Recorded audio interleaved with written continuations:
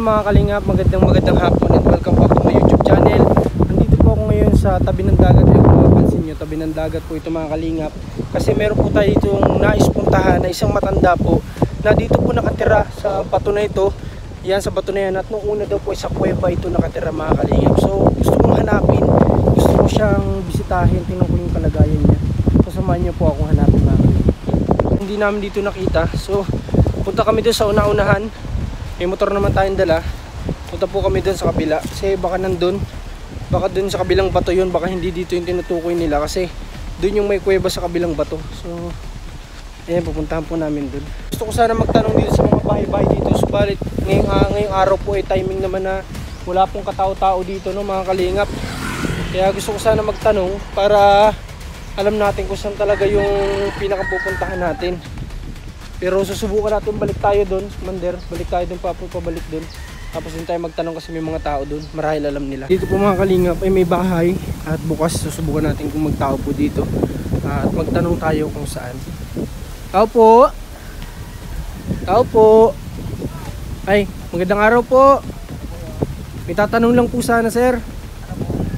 Ay, saan kaya dito sir yung yung bagang matanda daw na dating nakatira lang dyan sa may gilid ng dagat?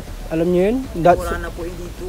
Yung babae po. Oo, yung babae. Wala na po yung dito. Nasaan na siya ngayon? Parang naandyan na po sa bayan sa may baga po sa may CI. Ay nilipat? Sa may gilid. Oo, pinabahayan siya doon o ano? Parang pinabahayan po atin doon. Pero yung bahay niya nandiyan pa? Nandiyan pa po. Saan ba yung banda? Yung bato lang dito o doon sa may kabila? Yung sa kabila po. Yung sa kabila, yung mataas doon na bato? Sige, salamat ha. Sa gilid lang yun? Sa gilid lang po yun. Sige, salamat sir. Salamat po.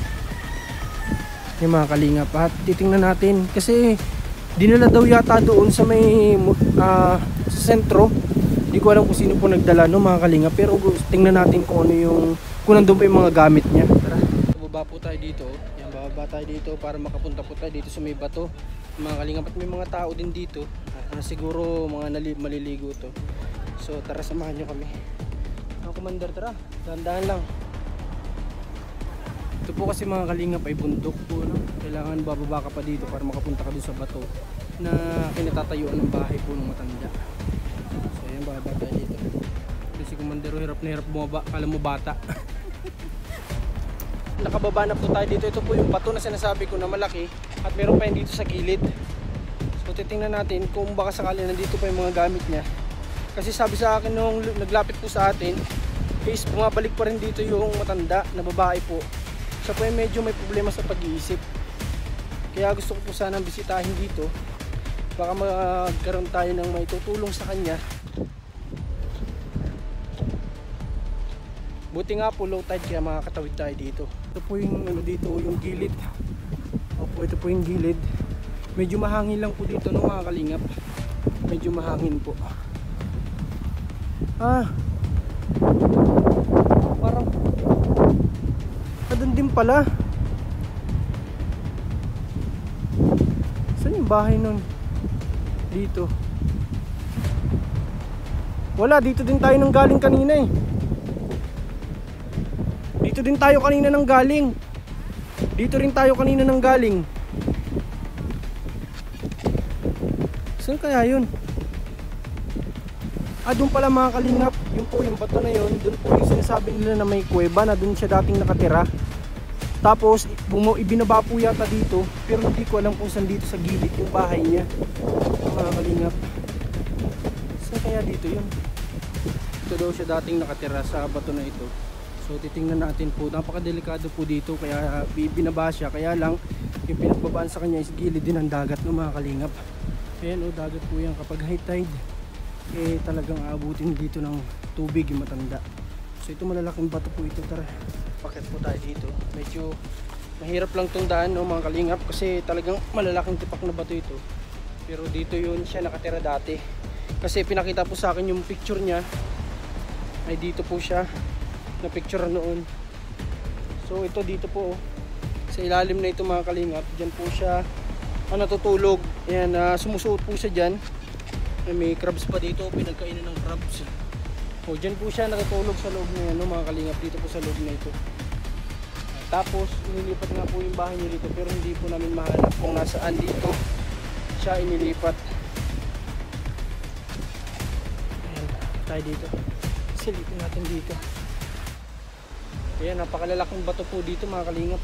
Baka dito sa kabila. Tara, subukan natin. Marahil dito nga po mga kalingap, no? Baka mali tayo ng napuntahan kanina. Marahil dito nga po yun. Ayan. Napakalalaki pa po ng bato dito, no mga kalingap. Ayan, no? Baka hindi na tayo dyan makadaan kasi malalim na doon.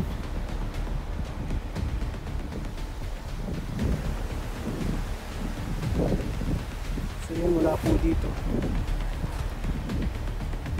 Tara, babalik na tayo. Wala dito. Wala dito. Pero yung nakita ko sa picture, dito yun, yan, yung butas na yan dyan. Diyan siya dati natutulog. Nakita mo? Yung butas. Yan o, yung butas na yun. Ayan, yan. Yan, ito, yan. Diyan siya dati natutulog. Pero yung nga, lumipat siya sa gilid ng dagat. Di ko lang alam kung saan. Pero dito dati siya natutulog. Yan, dyan. Hindi inaabot ng ano dito? Sabi? Inaabot kapag nag-high tide, pero di ko alam kung banda dito inaabot pa rin. Siguro hindi na. Nakita ko mga kalingap dito, oh, bunga. Parang pinya siya. Ito, oh, anong tawag dito? Di ko alam kung anong tawag dyan, ha? Pinandi-display daw ito ng mga kalingap. Di ko alam kung nakakain yan o hindi. So yan, ang taas po dito. Marahil hindi na ito inaabot ng, ng tubig kapag high tide. Pero napakadelikado pa rin po. Paano niya natiis na tumira dito? Di ko alam kung ilang taon siya dito nanirahan. Ayan dito sa ano na to, parang kuweba na to. Paano niya natiis dyan na manirahan ng mga kalingap? At siguro babalik na kami ni Commander at abangan nyo na lang, gawin na lang nating part 2 yung pagpunta natin dun sa kanya. Kasi yun nga yung nag-report sa amin kanina na akala niya rin siguro nandito pa.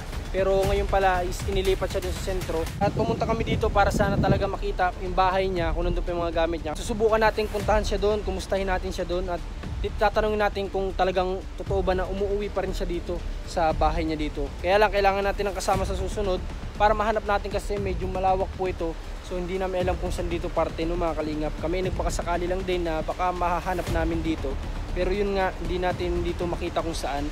So maghahanap tayo ng pwedeng sumama sa atin sa susunod. At kakamustahin din natin siya kung nasa sentro na siya ngayon. So tara mga kalingap, pabalik na po tayo. Paakit na tayo. Buti na lang may ginawa ng daan dito. Ayan. Ay medyo mahirap-hirap lang umakyat kahit may daan, madulas po kasi.